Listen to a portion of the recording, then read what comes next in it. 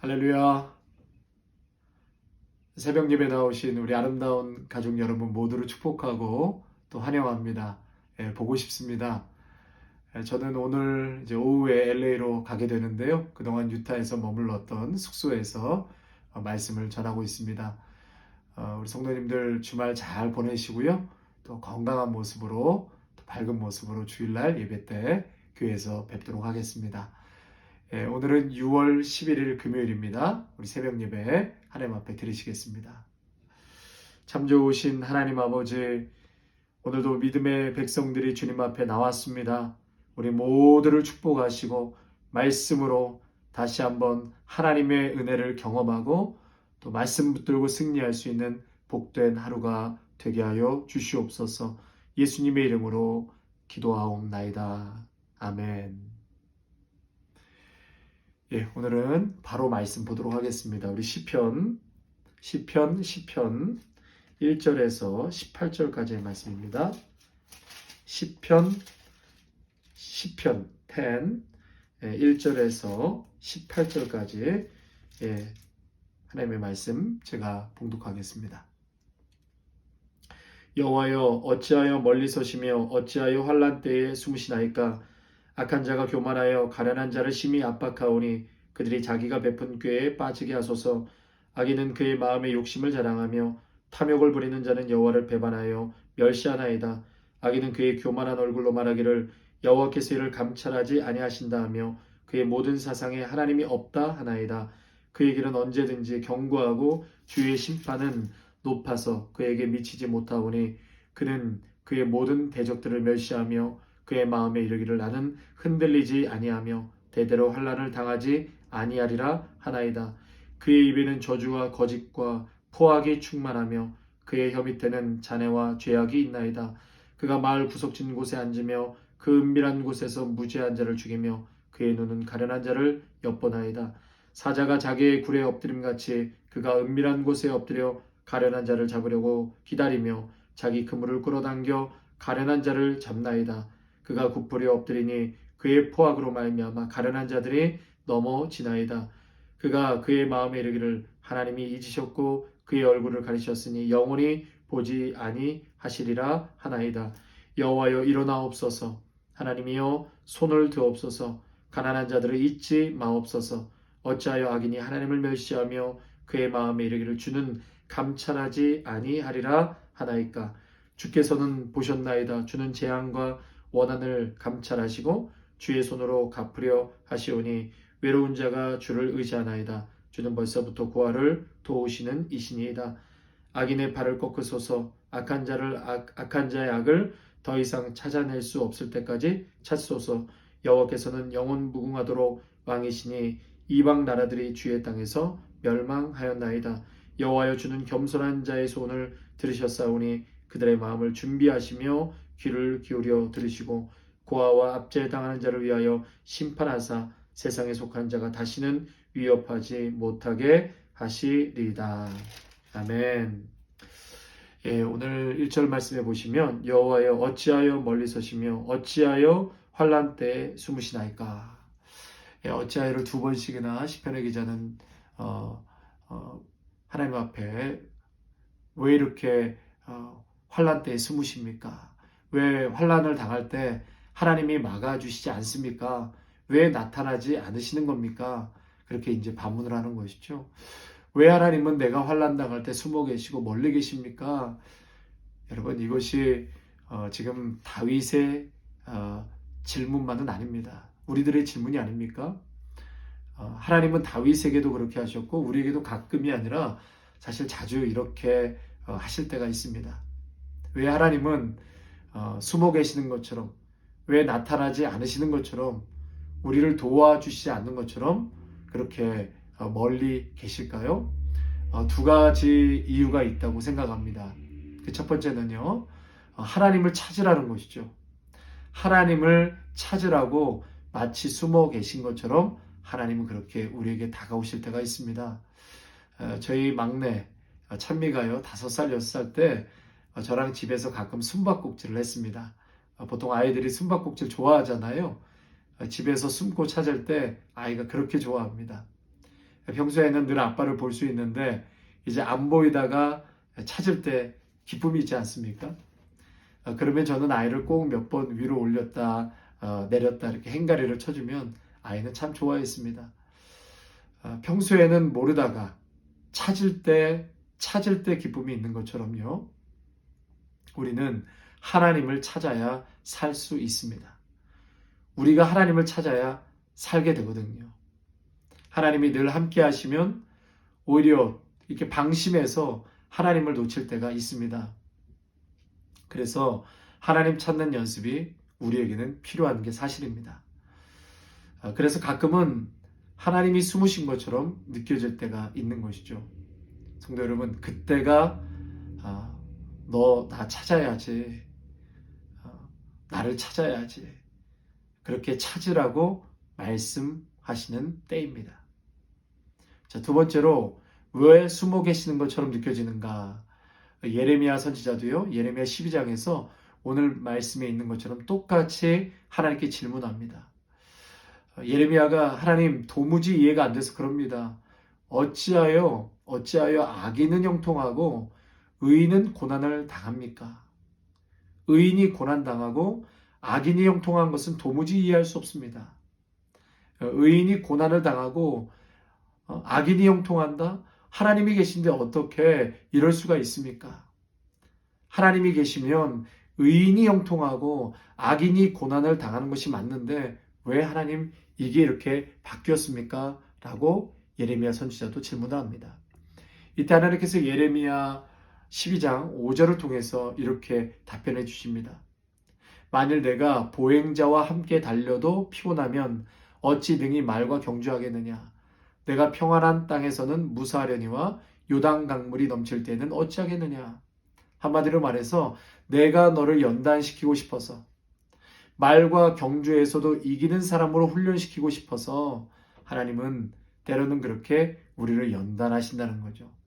요단강 물이 넘칠 때도 그것을 뚫고 이겨내는 강인한 믿음의 사람들로 만들고 싶으셔서 그렇게 하나님께서는 마치 숨어 계신 것처럼 그렇게 역사하실 때가 있다는 것입니다.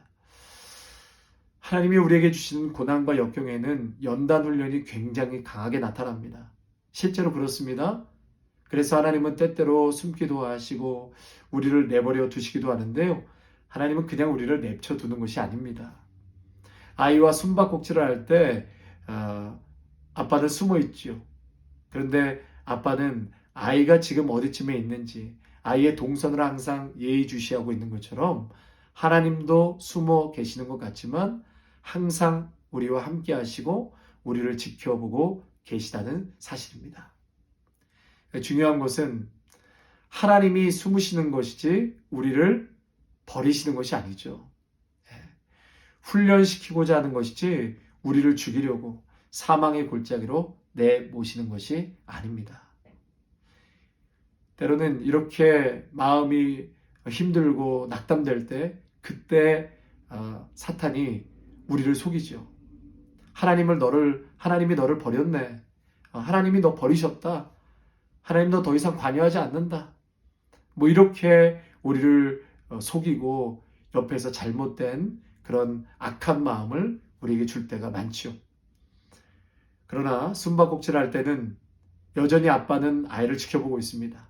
그리고 어디에 이 아이가 있는지를 알고 있고 또 나와야 할 시간에 안 나오면 그때 아빠가 안 나타나면 아이는 울어버리죠. 그래서 사탄은 자꾸 속여서 낙심하게 만드는 것입니다. 자, 그런데 왜 악인은 형통할까? 성도 여러분, 정말 그런 질문을 던질 때가 있지 않습니까? 어떻게 악인이 형통할까? 그러나 성경에서는 악인의 형통을 부러워하지 말라고 말씀하셨습니다. 어떻게 하나님을 안 믿는데 잘 되나? 왜 형통하나? 나는 하나님 믿으면서도 고생하고 어려운데 사실 이런 생각 들 때가 있지요. 성도 여러분, 악인의 축복은 형통이 아니라고 분명히 말씀하셨습니다. 악인의 형통은 멸망으로 가는 길이 시작되었다라고 말씀하십니다. 여러분, 이 병 중에서요, 질병 중에 무통성 무환증이라는 질병이 있습니다. 무통성 무환증. 이 병은 유전자 변이로 발생하는 그런 선천성 질환이라고 하는데요. 고통을 느끼지 못합니다. 고통을 느끼지 못하는 희귀병이에요. 뼈가 부러져도 통증을 못 느낀다고 그래요. 그래서 처음에는 작은 질병이 찾아왔을 때, 우리에게 작은 질병이 찾아왔을 때 통증을 느끼면 빨리 병원 가서 치료할 수 있지 않습니까? 그런데 병이 찾아왔는데, 병이 깊어지는데도 아무런 통증이 없다는 것, 그것이 바로 무통성 무환증이라는 건데요. 문제가 있는 것이죠. 지금 심각한 질병이 찾아왔는데도 몸에서는 전혀 반응을 하고 있지 않는 것입니다.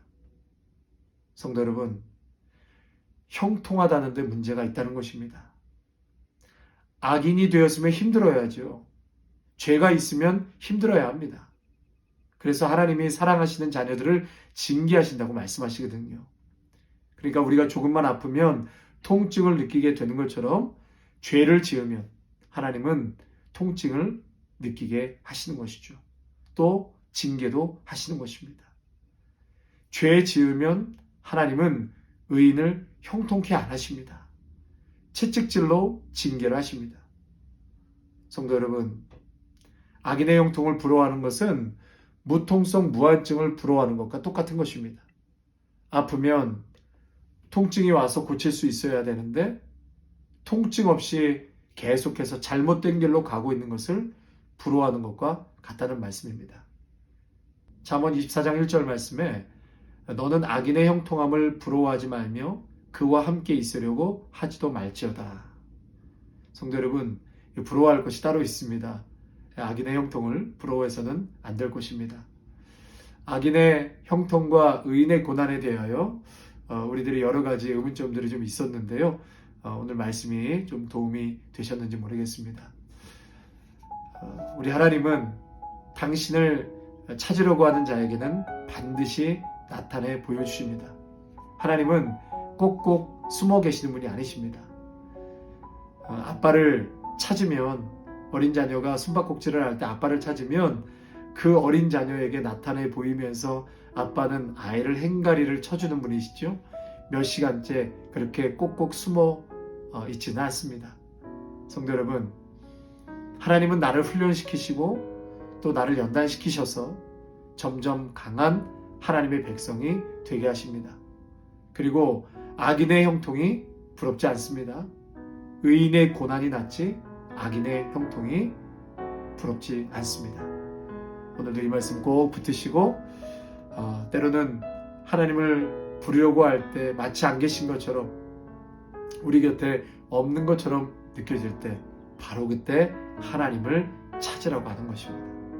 또한 그것을 통해서 우리를 연단하시고 또 징계하시고 마침내 복을 주시기 위한 하나님의 특별하신 사랑의 섭리라는 것을 우리가 깨닫고 오늘도 절대로 낙심하거나 실망하지 마시고 믿음과 또한 하나님을 향한 그 담대함으로 그렇게 오늘도 살아가시기를 축복합니다. 기도하고 오늘 새벽 예배 마치겠습니다. 참 좋으신 하나님 아버지, 오늘 말씀을 통하여서 이 땅에 살아가는 저희들에게도 다윗과 같은 질문을 할 때가 사실 많습니다. 어찌하여 하나님은 안 계십니까? 왜 멀리 계십니까? 왜 나를 도우지 않으십니까? 악인은 형통하고 오히려 하나님을 잘 믿는 의인은, 믿음의 사람을 왜 이렇게 고난 중에 그대로 내버려 두십니까? 오늘도 이 말씀을 통하여서 하나님 아버지, 마치 숨은 것처럼 멀리 계신 것처럼 느껴질 때 하나님을 찾으라고 말씀하셨습니다. 우리가 너무나 항상 가까이 계실 때는 하나님을 제대로 찾지 못해서 내 방법, 내 방식대로, 내 계획대로 움직일 때가 많이 있습니다. 그러나 아버지 하나님, 이러한 고난과 어려움 속에서 오히려 더욱더 하나님을 찾고 찾으며 살아가는 저희들이 되게 하여 주시옵소서. 악인의 형통을 부러워하지 않게 하여 주옵소서.